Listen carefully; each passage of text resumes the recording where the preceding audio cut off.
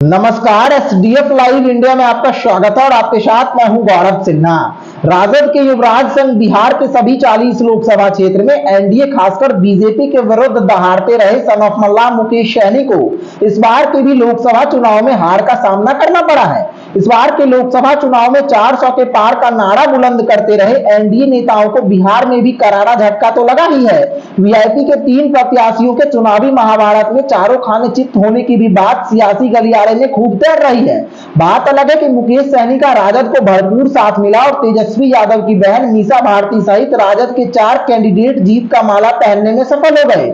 2019 के लोकसभा चुनाव में राजद का खाता तक नहीं खुल सका था।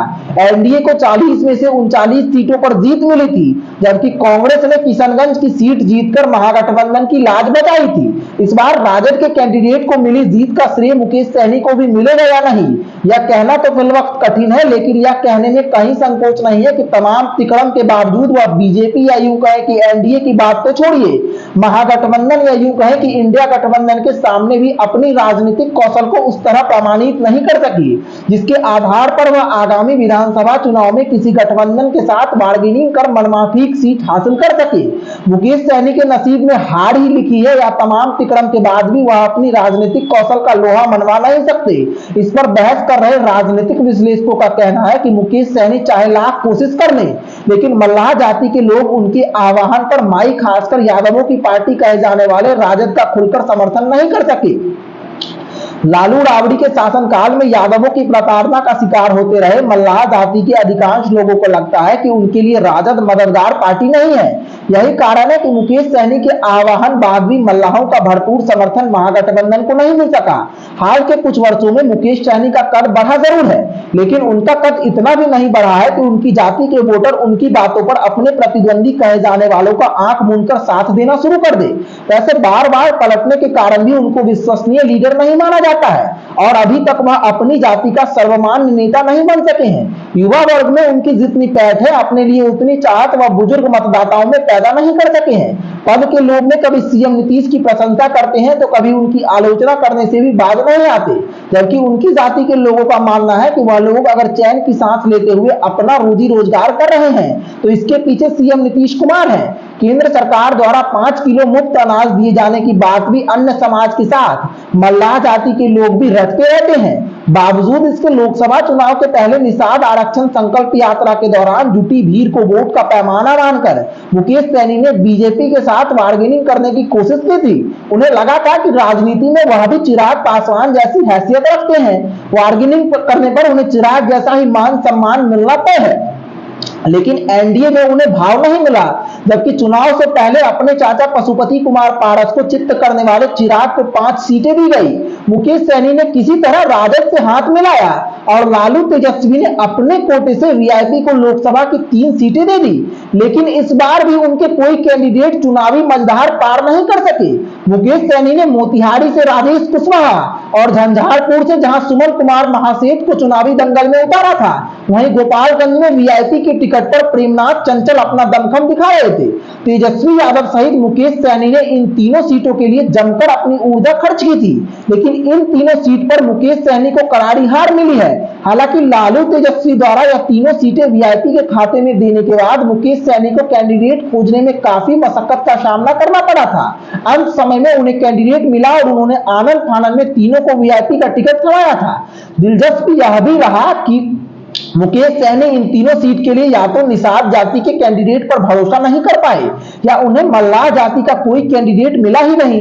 चर्चा यह भी थी कि मुकेश सहनी को यह भरोसा ही नहीं था कि उनके खाते में आई इन सीटों पर जीता जा सकता है, इसीलिए उन्होंने ऐसे ही उम्मीदवारों पर भरोसा जताया जो आगामी विधानसभा चुनाव के लिए खर्चा पानी का जुगाड़ दे सके।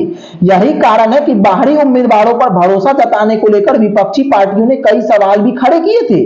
चर्चा तो यह भी होती रही कि नाव चुनाव चिन्ह छिन जाने के कारण लेडीज पर्स के सहारे चुनावी बैतरनी पार करने का जोखिम लेना मुकेश सहनी मुनासिब नहीं समझे, इसीलिए ना ही वह स्वयं चुनावी दंगल में कूदे और ना ही किसी निषाद को उन्होंने टिकट दिया।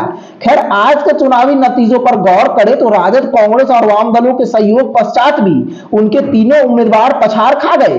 गोपालगंज सीट से वीआईपी प्रत्याशी प्रेमनाथ चंचल को जहां लगभग 1.25 लाख मतों से हार का सामना करना पड़ा, वहीं झंझारपुर में जेडीयू के कैंडिडेट ने वीआईपी कैंडिडेट सुमन कुमार महासेठ को लगभग 1.25 लाख से अधिक मतों के अंतर से हराया। मोतिहारी सीट पर भी कमोबेश इसी तरह की स्थिति रही। वीआईपी प्रत्याशी राजेश कुशवाहा को भी बड़ी हार का सामना करना पड़ा है। सियासी जानकारों का कहना है कि 2019 की तरह इस बार के लोकसभा चुनाव में भी तीनों सीटों पर हारना मुकेश सहनी के लिए खतरे की घंटी जरूर है। ऐसी स्थिति में राजनीतिक पिच पर बड़ी और लंबी पारी खेलना उनके लिए मुश्किल हो सकता है। इस बार के लोकसभा चुनाव में बीजेपी, जेडीयू, कुशवाहा समाज के बड़े नेता कहे जाने वाले उपेंद्र कुशवाहा और हम पार्टी के संरक्षक जीतन राम मांझी से कहीं अधिक चर्चा बॉलीवुड से बिहार की राजनीति में आए दिवंगत केंद्रीय मंत्री रामविलास पासवान के पुत्र चिराग पासवान और अपने आप को सन ऑफ मल्लाह कहे जाने वाले मुकेश सहनी को लेकर हो रही थी। लोजपा रामविलास सुप्रीमो चिराग पासवान का स्ट्राइक रेट 2024 के लोकसभा चुनाव में भी जहां 100% रहा, वहीं वीआईपी के मुखिया मुकेश सहनी के खाते में इस बार भी सिर्फ लड्डू ही आया। सियासी जानकारों का कहना है कि चिराग पासवान को जहां तमाम विपरीत परिस्थितियों के बाद भी एनडीए में रहकर मोदी का हनुमान बने रहने का फायदा मिला, वहीं मुकेश सहनी को बिना पेंदी का लोटा कहलाने का दंश झेलना पड़ा। रामविलास पासवान की परंपरागत सीट कहे जाने वाले हाजीपुर सीट से जहां चिराग ने शिवचंद्र राम को करारी शिकस्त दी, वहीं अरुण भारती लोजपा रामविलास की टिकट पर जमुई में जीत का पताका लहराने में सफल रहे। इसी तरह राजेश वर्मा ने खगड़िया, सांबवी चौधरी ने समस्तीपुर और रीना देवी ने वैशाली में जीत हासिल की, लेकिन मुकेश सहनी के तीनों कैंडिडेट को हार का सामना करना पड़ा। सियासी जानकारों का कहना है कि प्रत्याशियों के चयन बाद चिराग पासवान के लिए उनकी पार्टी के बागी नेताओं और कार्यकर्ताओं सहित जेडीयू के कुछ नेता कार्यकर्ताओं ने भी जगह जगह रोड़ा बुनने का काम किया था। बावजूद इसके चिराग ने अपनी पार्टी के खाते में आई सभी सीटों पर जीत दर्ज कर यह जता दिया कि कम से कम बिहार की राजनीति के वह उगते सितारे हैं और उनके कद को छोटा आंकना किसी के लिए भी बड़ी भूल साबित हो सकती है। जबकि चुनाव प्रचार के दौरान तेजस्वी यादव के साथ कंधा से कंधा मिलाकर चलने का लाभ भी मुकेश सहनी नहीं उठा सके और 2019 की तरह 2024 में भी हार को गले लगा लिए। बात अलग है कि पाटलिपुत्र सीट पर लालू प्रसाद यादव की बेटी मीसा भारती की जीत का श्रेय लेने की कोशिश मुकेश सहनी इसीलिए करेंगे क्योंकि तीसरी बार की लड़ाई में मीसा भारती को जीत नसीब हुई है और मुकेश सहनी तेजस्वी का भरपूर साथ दे रहे थे। जहानाबाद से राजद प्रत्याशी सुरेंद्र प्रसाद यादव ने भी बड़ी जीत दर्ज की है। बक्सर से सुधाकर सिंह और औरंगाबाद से अभय कुशवाहा को मिली जीत में भी मुकेश सहनी के सहयोग को नकारा नहीं जा सकता है।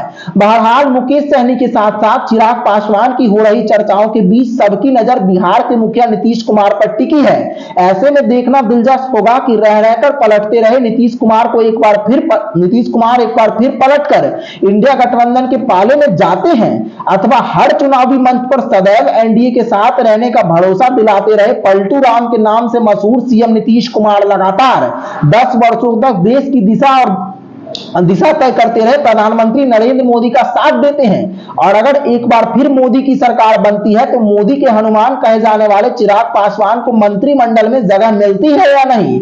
SDF news bureau.